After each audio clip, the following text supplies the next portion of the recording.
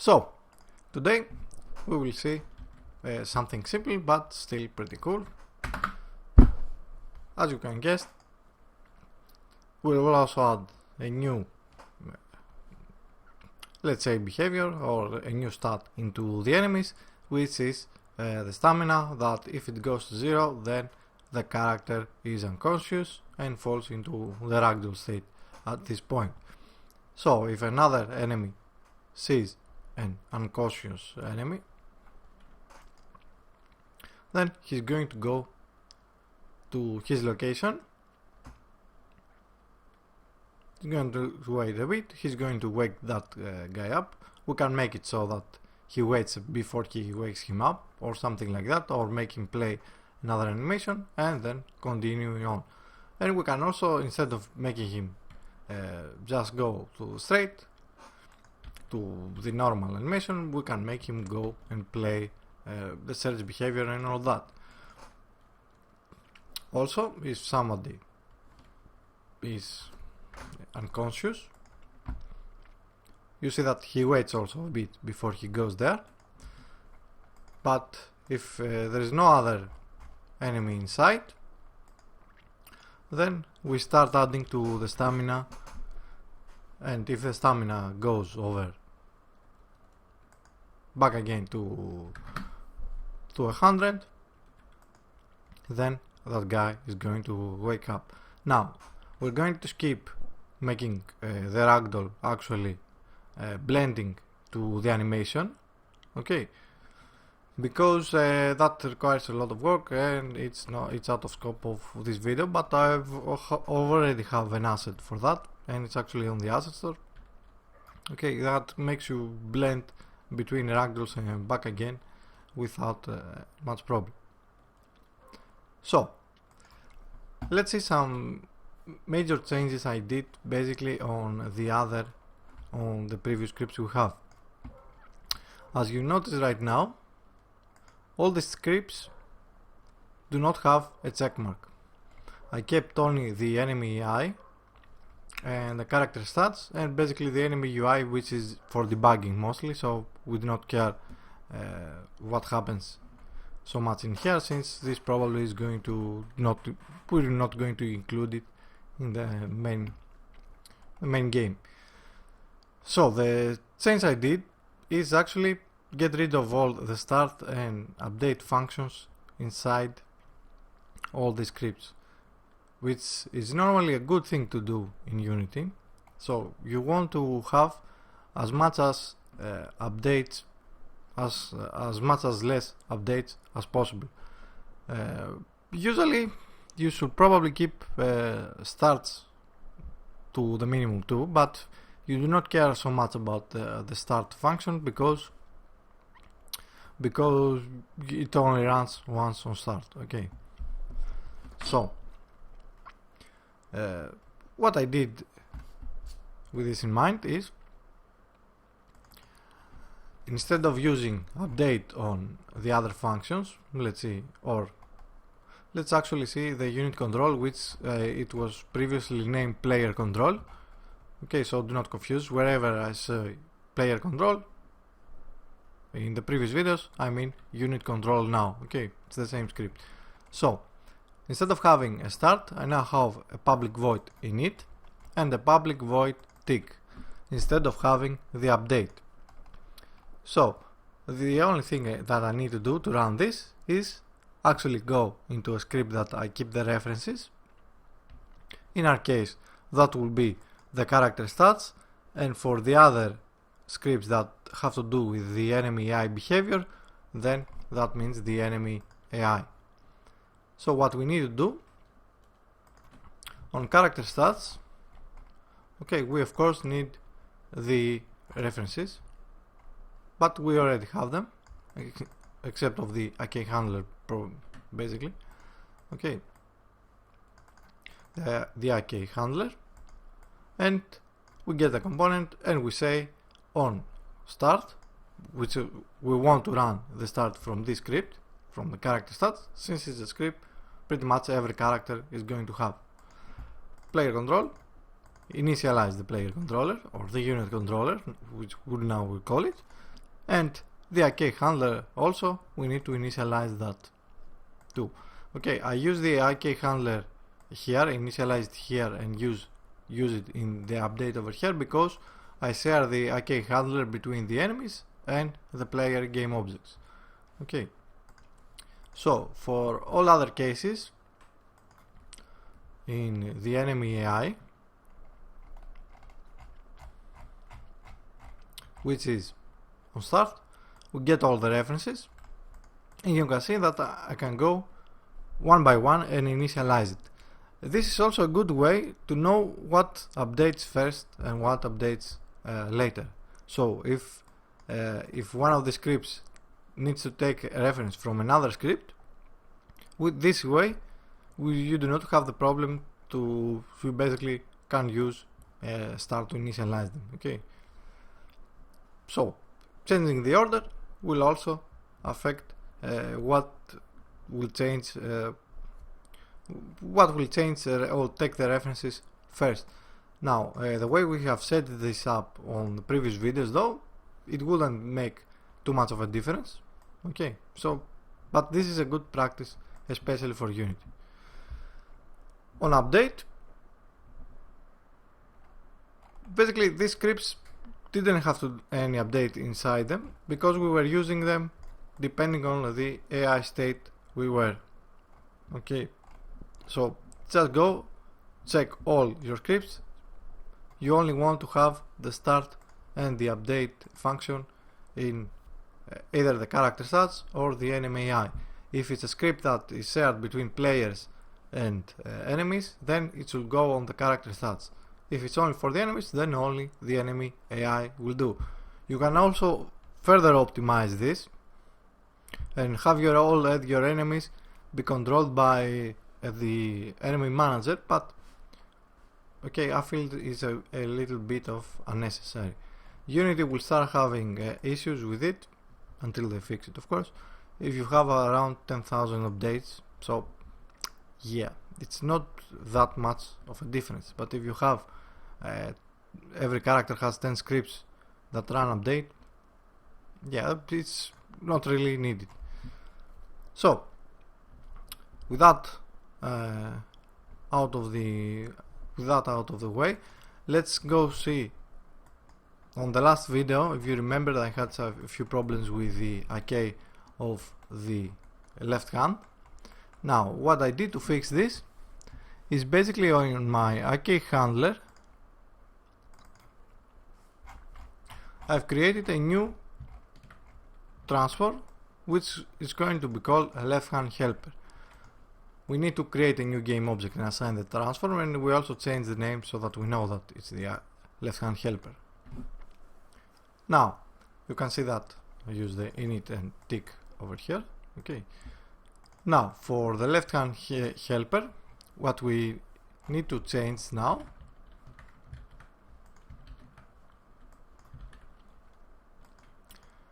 is on handle left hand IK weight, on the left hand helper position, always assign the left hand IK target position. So basically this is going to take the local position the left hand IK target has and makes it into a wall position. So this way you do not have problems with the way the animator updates. Okay, and I've also, I think I was using the right hand weight over here, which was wrong, so just simply change it to the left hand weight. So the only thing left is, instead of using the left hand IK target position, we can use the left hand helper's position instead of that. The other way to do that would have been to just do a lot of computations that are like changing from local to wall positions and all that from the left hand IK target, but this works just fine and it's much simpler. Okay, we can keep the rotation of the left hand IK target the same. Okay, we do not need any helper for the rotation. So moving on, let's actually go see the stuff that have to do with the character being unconscious. We're going to need a new variable stamina, and we're going to need also a stamina timer, an internal timer. We also are going to need a point of interest unconscious.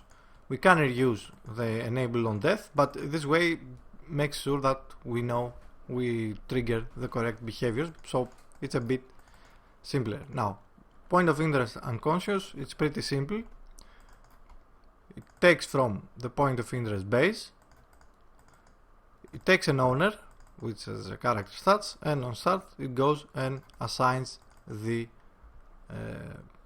character stats that finds in the parent.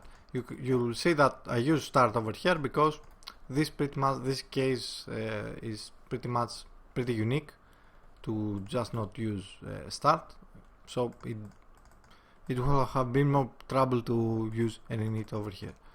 So enable on unconscious will be this, and we also, the same way as we did on the point of interest dead body, on start we also want to disable it. So this will go into the exact place where we placed the enable dead body. I use the chest since it's a bigger area and all that. So point of interest dead body, the same we had, and point of interest unconscious. Now on start we will assign the stamina to 100, just in case we forget to assign it from the inspector. And then what we have to do is inside update, inside character stats 2, we will check if we are not unconscious and our stamina is less or equal than 0, make stamina 0, change the AI state to the new AI state we're going to create, which is unconscious, and I think this is spelled wrong. And we will also add into our enemy AI 2 new AI states, unconscious and search location. Search location will have to will work for other cases too. Okay, it doesn't have to go to directly be related with unconscious. Search location can be used in other cases too. It's simply a way to make him go search in the location without changing his alert behaviors and all that, or his alert whatever. Okay, so let's go back before we see the actual changes on the enemy AI. Not combo behaviors. We change our own AI state to unconscious. Similarly as when we are killing the character, we change, we add a point of interest on all allies that are near, or that are when they are end. On enable, it uses the same transform as the enable on death, but just does the same thing actually, so we can use except of enable on death, enable on unconscious. I think I wrote it that way. And we're also going to need this new variable, enable on unconscious, okay, in case I forgot it. Enable on unconscious, okay, and assigns the point of interest base. We enable the actual component for enable on unconscious. We ragdoll the character.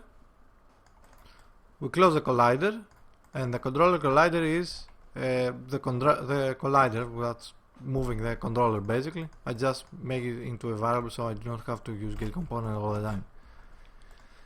We say to the agent, the navmess agent from inside unit control to stop. Now if any of these is not available, just go into their I think unit controller, just go and make them public, okay, in case you cannot access them. And you can see that I made those public.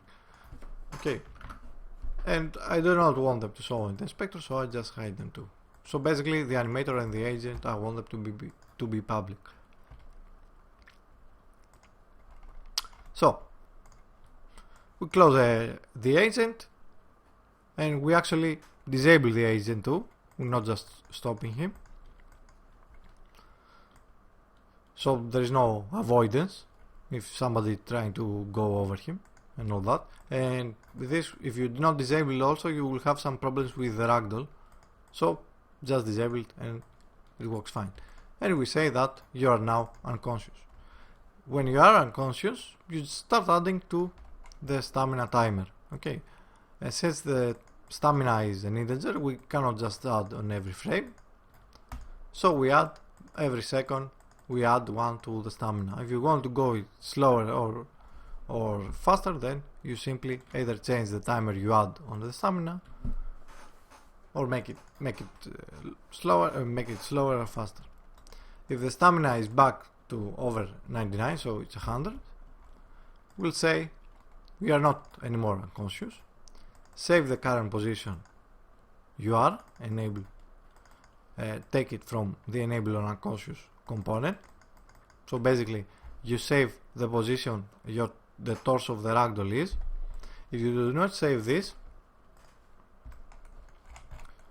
and later apply it on when you stop being a ragdoll, if the ragdoll was over here and fall to the ground, then the animator will make him play as he's back over here instead of being here. Okay, so what we are doing, we're saving the position the torso was. We enable the animator, we play the animation. This is important, that you play first the animation. We say disable the arcade, we do not want to use the arcade on that animation. And we change the transfer position to the current position we have saved before. Okay, the order is pretty much needs to be something like this. Oh, this is pretty much optional though. And then we enable the agent, but we want to say to the unit controller that we do not want to move the position. Otherwise, it's going to make him change in the AI state directly, and it's going to make the agent walk away when the character is not playing that animation, well, the walking animation. And then we simply need to initialize the ragdoll again, which is also, we had this as a private variable, as a private function. We simply need to make this public void.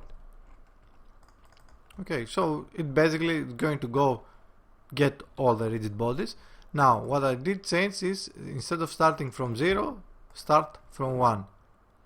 Okay, so basically it ignores the first collider and rigid body it's going to find, which that will be the one that it currently used by the controller.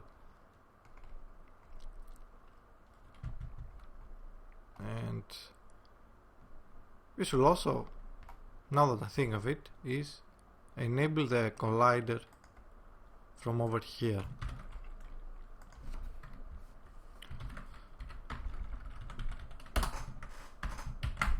Okay, and this will enable the controller collider. Enough with that. That's basically what everything is, how you make a character unconscious and make him wake up after a bit of time. Now, the animation I'm playing over here is this one, and this animation has two new things. Of course, it has a changeable variable disable, okay, which because we're using .play, this will not work on the on-state enter, it will not work, but the on-state exit will work. So when it leaves the stage, it's going to re-enable the arcade once again. The other script that an animator state behavior basically that I added is the change AI state on exit, and I can pass a string with the AI state normal, and it will change it to the normal. If I change this to AI state search, even though I haven't tested it, I'm going to try it. Okay, this, what it does is basically controls the AI state when you are leaving this state, this animation state. Let's see this one. So we need a string name for the AI name, and on state exit it's going to look for an enemy AI component, and if it finds one, remember, because this animator is used by the player too, then it's going to call the function we have created inside our enemy AI, which was called change AI behavior, and that takes a string with the function that we want to call, and invoke can also take a delay.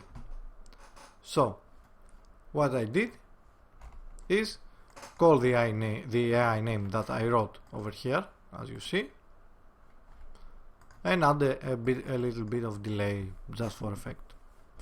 Now I do not know if it's actually going to work for the sets right away, because we might have to do a few changes before we do that. And yeah, I should probably be ready to make him unconscious. Let's make him go to sleep. Doesn't look too comfortable though. Let's see what he's going to do. He wakes up from being unconscious. Okay. And now he goes back into patrol because his alert level was 0. And I think that has to be it. So let's call this and let's make the alert level to 10.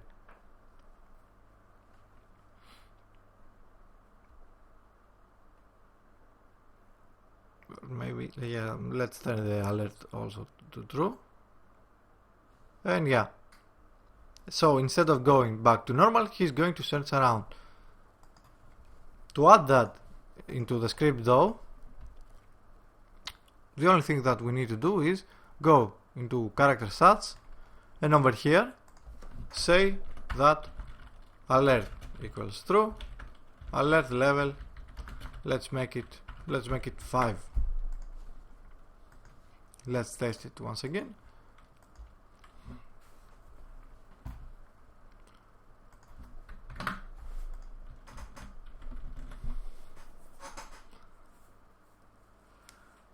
And if everything works correctly, which it probably should, you will see that with adding two new lines of code, and it worked, and changing just a string, we actually changed the whole game behavior. So you can imagine how dynamic and how many stuff you can do with the system. And you can even reuse it. Okay, so let's see the behavior the other guy has, that it actually looks for an unconscious body. So when this guy goes limp, we add a point of interest on all allies. Okay, we pass the point of interest base. This is since both the point of interest dead body and the point of interest unconscious and everything else we might want to add over here takes from point of interest base in this case, we can add them into the same list, and we do so over here. Now, since we add them inside our list, we can go into our, let me save this,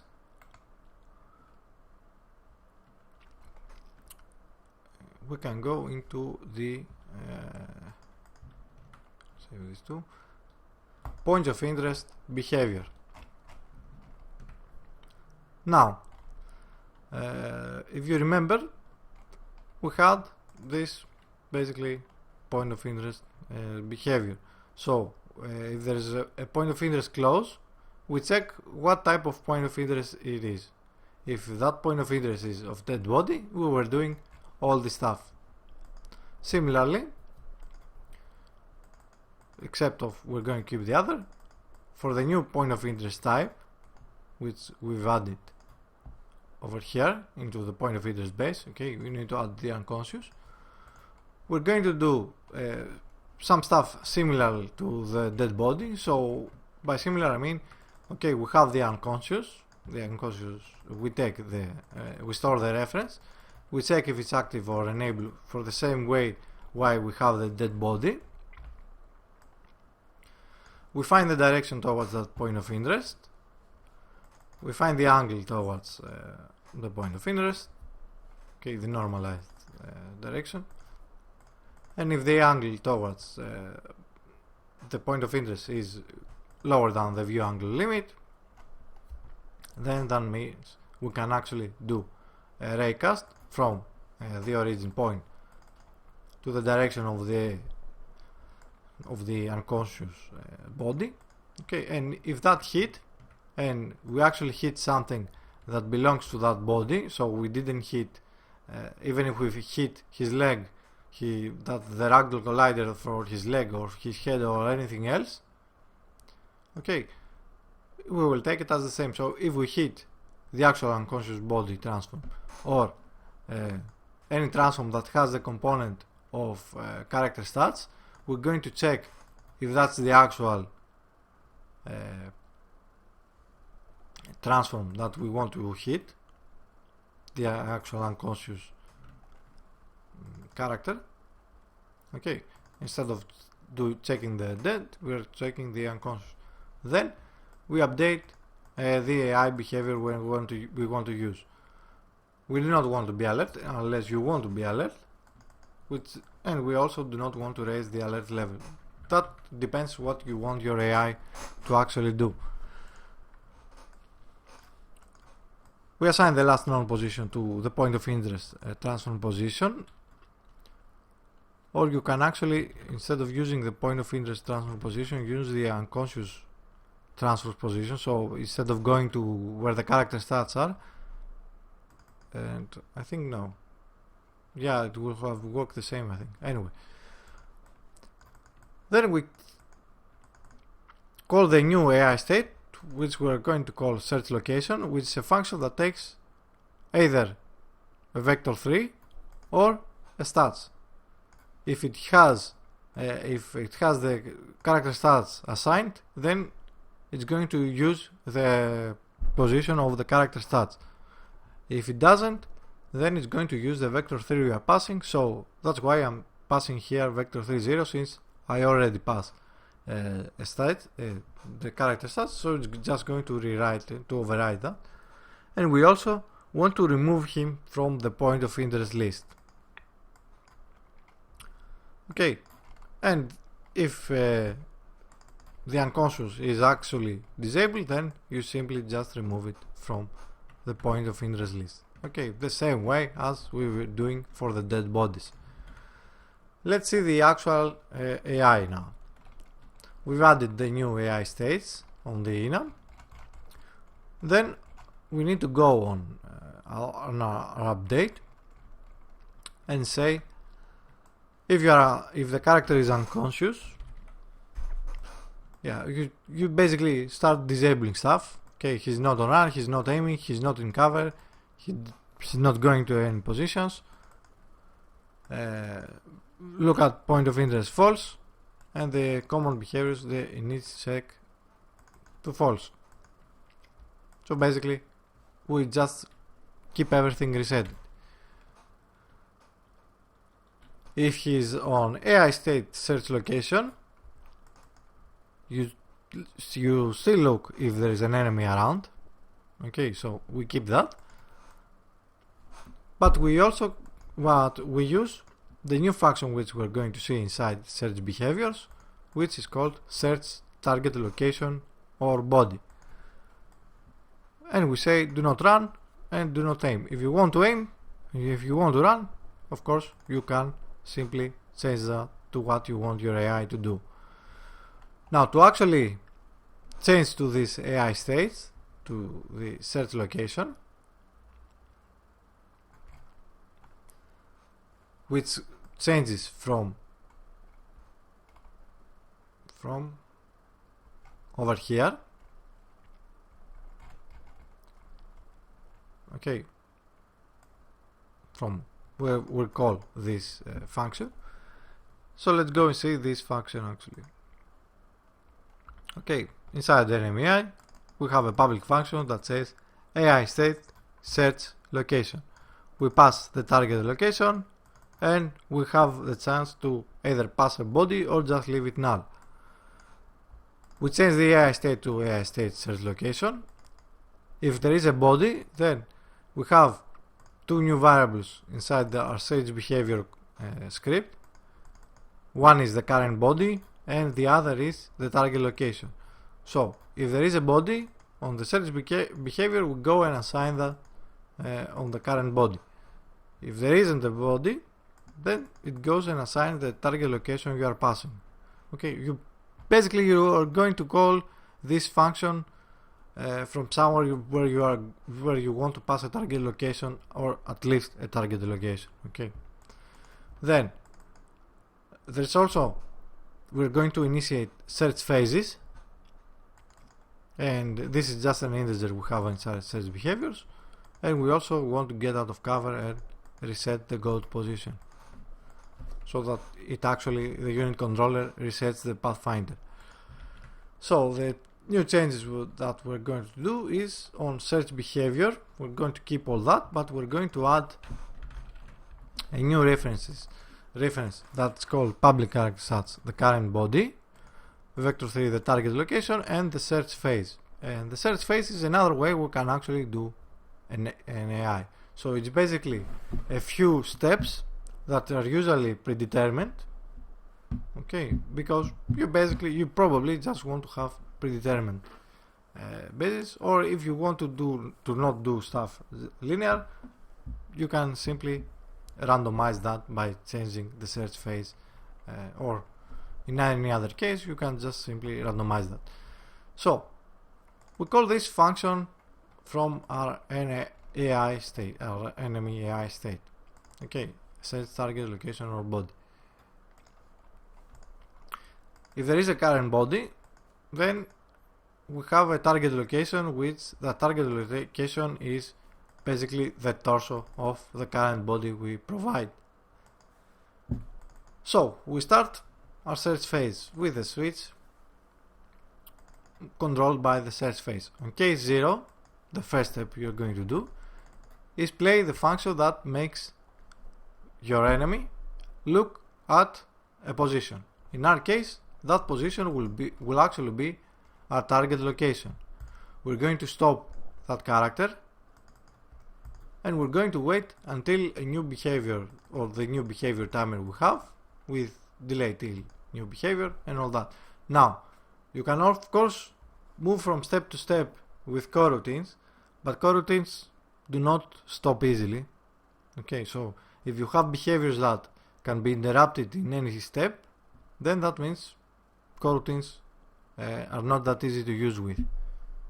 So this way I can simply move into any behavior I want without having to worry that I have a coroutine running. Okay, so the new behavior, when the timer passes, we change the phase, so we add on our case. So we go to the next phase, which is, this basically makes him stop and look at the body. This makes him walk to that body.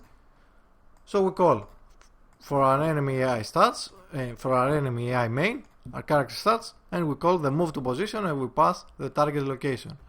We check the distance from target. Okay, our transform position from the target location we want to go. And if that distance from target is lower than 2, then we start adding to until the new behavior. And you can also add something else over here. You can make him play a different animation. You can make him crouch. And I think, let's see if that will actually work. If I write enemy AI state character stats crouch.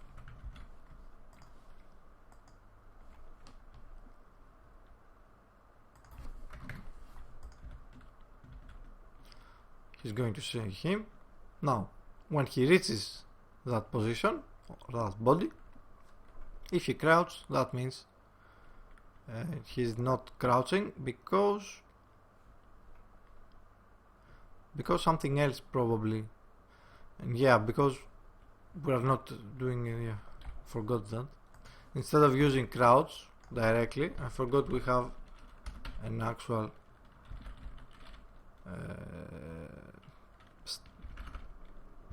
stance, how we call it.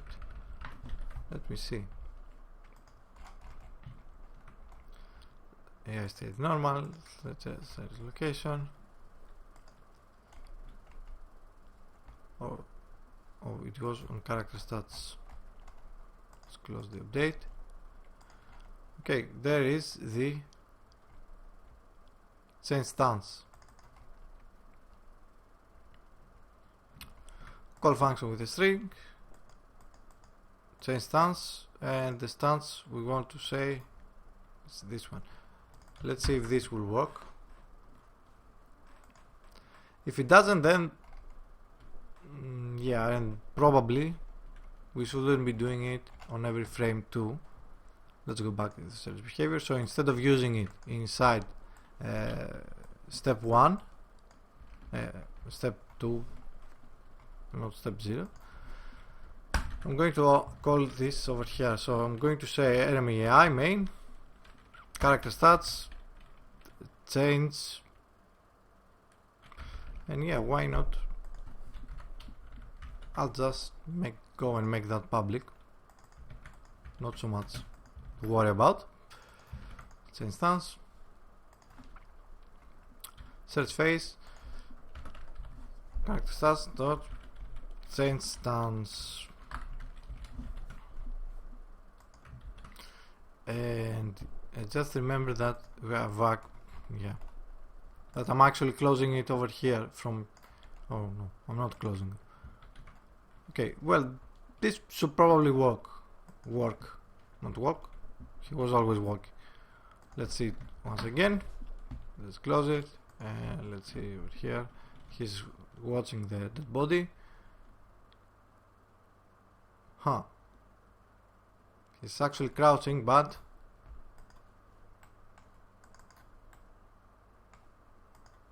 yeah, for him to crouch, he needs to be on alert. That's why he didn't actually crouch. Okay, so we play it that way, and that way will be enemy AI main. Yeah, of course, if you had another animation, you do not have to make all your characters to be alert. Okay, enemy AI main character stats dot alert level. Let's make it to 2. Okay, no point. And this should probably work. And basically with this way you see how you can actually add your own behaviors. Okay, because the point of this is to tailor it to suit every type of game you want. Now, of course, he decided to go crouching before he goes to that body, so he goes back again. But if I take all this from this search phase and add it into step 1, so it goes to that position, it sees if it reaches that position, waits a bit, we can add it over here where he actually waits a bit,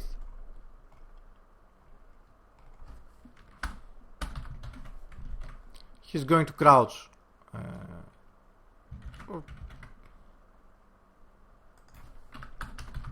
let's do it over here, I think, even though